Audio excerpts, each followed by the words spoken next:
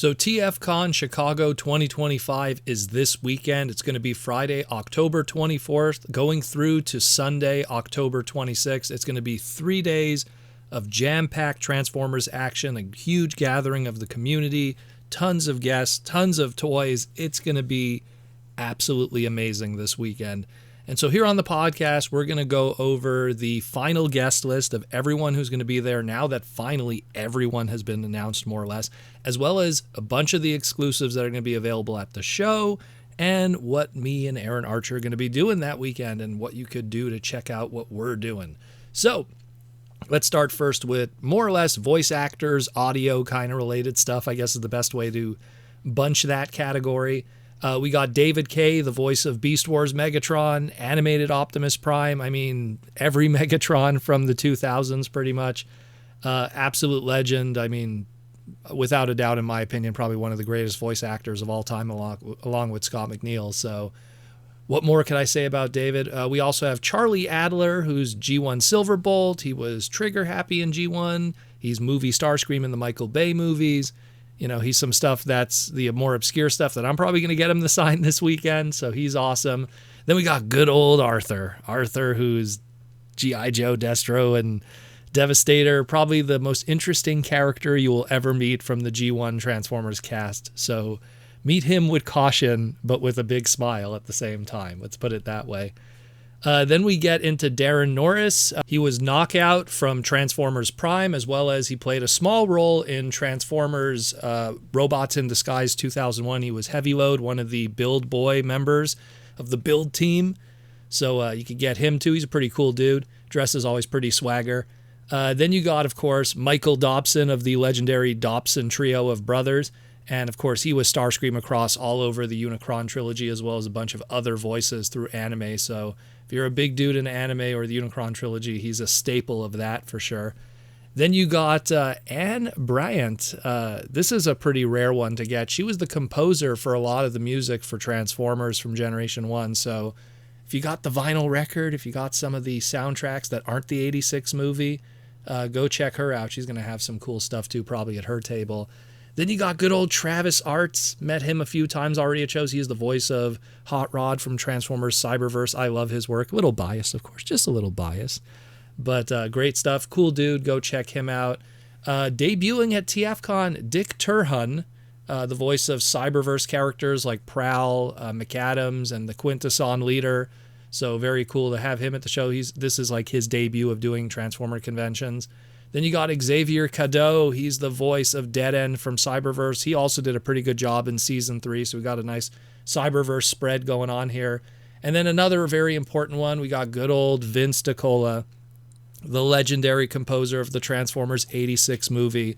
He's here. Get your vinyl record, get your CD, get your stuff signed. He's going to be there. He'll probably have some cool stuff at his booth, too, to get signed, so check him out.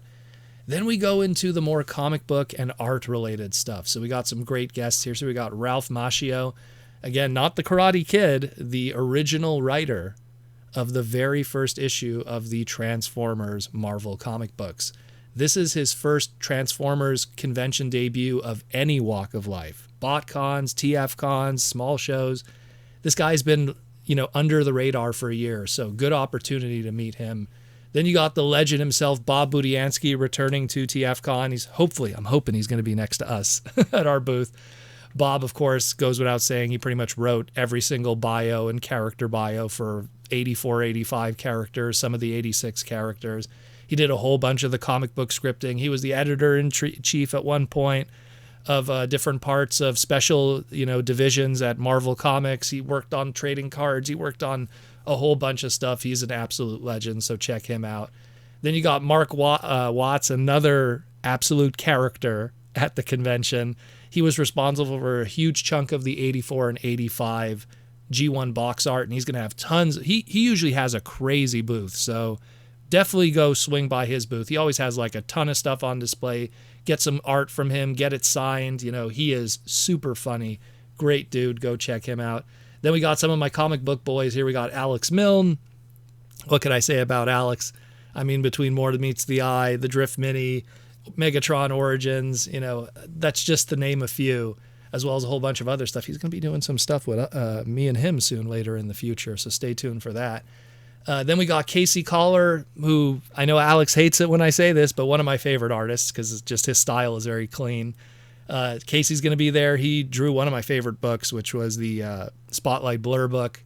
Go check him out. He's awesome. Then you got Andrew Griffith. I've worked with him a few times in the past. I think one of my first early Transformer gigs was with Andrew. Andrew, Matt Frank, and Thomas, I believe. Yeah, we worked on some BotCon stuff together. So he's going to be there too. Really cool dude. He also, what could I say? The Robots in the Skies series, a whole bunch of other stuff. Livio's there. He did a lot of the crossover books. He has his own unique art style and stuff. He did a lot of the spin-off books through IDW. He's really cool. Then we got Eric Siebeneller, who was responsible for a lot of toy design during the mid to late 2000s of Transformers, specifically like stuff like animated movie stuff, a lot of stuff that happened from, like, let's say the Hunt for the Decepticons and some of the classic stuff. So check out Eric, very cool dude. He's going to be doing a panel with Aaron. We'll get into that in a moment. And then you got Joseph Kerr. He was one of the writers on Transformers Prime in a late addition to the con, so go check him out also. So a nice, good, stacked list here. But on top of it all, if you want something really cool to get signed this weekend, if you don't have anything, TFcon is going to have an exclusive print this weekend with a lot of the characters that are featured here, like David Kay's characters, Arthur, Charlie, Darren, Michael, Dick, like all their characters will be on there, from the Megatrons, the Devastators, and everything, drawn by my old partner in crime, Alex Mill, and then, of course, my other partner in crime, and someone that I've been working with recently on the Mega Man books. Josh Perez did the coloring on it. So if you don't have anything to sign, you could purchase this print when you pick up your registration pass on the Friday or Saturday at TFcon, and if you're just doing a one-day ticket, it'll also be at the ticket booth and registration.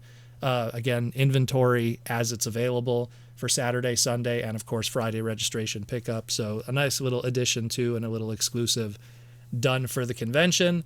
But speaking of exclusives, we also have some big boy exclusives here, some third-party stuff. First one we have here is the Fans Hobby MB08B Helmsman. This takes their Overlord mold and turns it into an homage to the late G1 UK Decepticon Predator leader of Skyquake. Or you could pretend it's the final form of Operation Combination Scratch or something, which was what would have been the direct port of UK Skyquake in Japan. So since this is a Fans Hobby third-party Overlord mold, the Mega portion, which is the jet part, I guess we'll call it, is going to be doing the lion's share of the Skyquake homaging with the alt mode, right down to the little green missiles, the neon translucents, the very 90s coloring. Looks really good. The Giga part, which is the tank, sadly is just Skyquake colored. I mean, it's not really trying to be UK Stalker or any of the other UK Predator characters, so it's just kind of an extra element there, just because it's part of that mold, I guess. They could also make the base mode, which is pretty cool, and it leads to more of that, maybe it is Scratch instead of Skyquake in your Fanon, because he's a wandering spark, and maybe he's in the base mode looking for a new body to overtake, so that's pretty cool. Comes with the two Power Masters because it is an Overlord mold at the end of the day, but it has a brand new head sculpt that really hammers home that it's Skyquake with the head sculpt there, and some new weapons that also hammer that home. Looks pretty cool, but it won't come cheap. This one is limited to 600 units at the convention and will be $280 USD, and it will be available at the Chosen Prime booth all weekend while supplies last. The next third-party item that we have this weekend is the Ocular Max Megalith. This is the final piece of building up their third-party combiner team of Eversys. Eversys is the third-party take on Car Robots Valdigus, aka Robots in Disguise 2001's Ruination, in animation colors. And the TFcon exclusive, as a result, is the third-party Car Robots Dole Railer, aka Robots in Disguise 2001 Mega Octane. Man, those Aaron Archer names.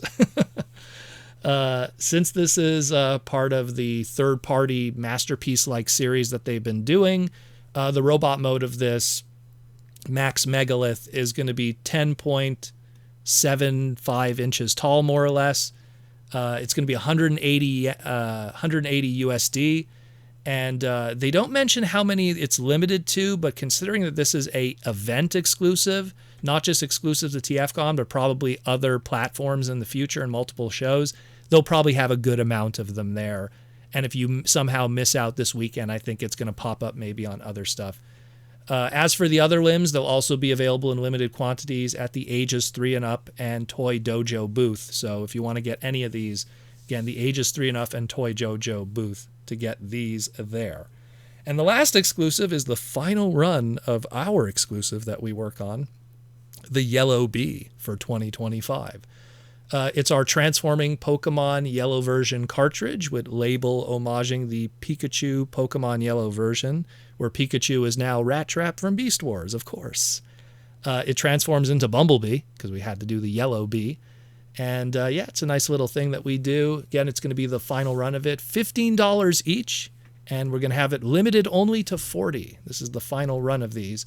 We had these at TFcon Toronto. They sold out, so we did a small little batch for this final USA show for 2025, and then it will be retired, and we're going to look into new ideas for 2026.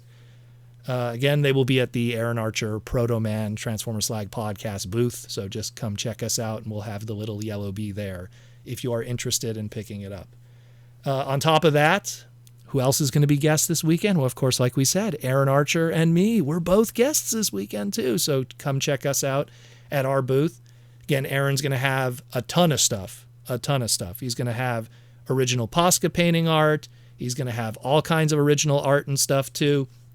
He's going to have his art book. He's going to have a whole bunch of toys from the archives, sealed, very valuable from his era, from Hasbro Direct toys. Owns some really, amazing pieces of history. So we're going to have all of that kind of stuff, too. I'm going to have, again, outside of the LOB, I'm going to have my Mega Man comic that I've been working on with Capcom and Udon. So we'll have some limited copies of that available, too. A lot of great stuff there. Be sure to swing by and pick some stuff up from us. And just a reminder for you guys, and again, for all the dealers too, cash is king at these conventions. So before you go to the show, be sure to pick up some money and cash and stuff from the bank. Makes it a lot easier for the dealers and stuff, because when you have to work with, digital devices and stuff, they always take money from you and everything, and they take percentages. So it just makes our lives easier.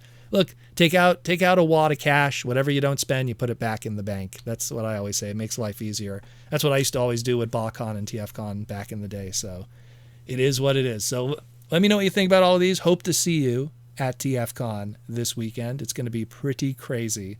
A lot of great stuff, a lot of great things. Aaron's going to have a panel with Eric Siebeneller talking about the history of Hasbro toy design and doing a Q&A. It's going to be really fun stuff. So check it out, yo. We'll see you this weekend at TFcon Chicago.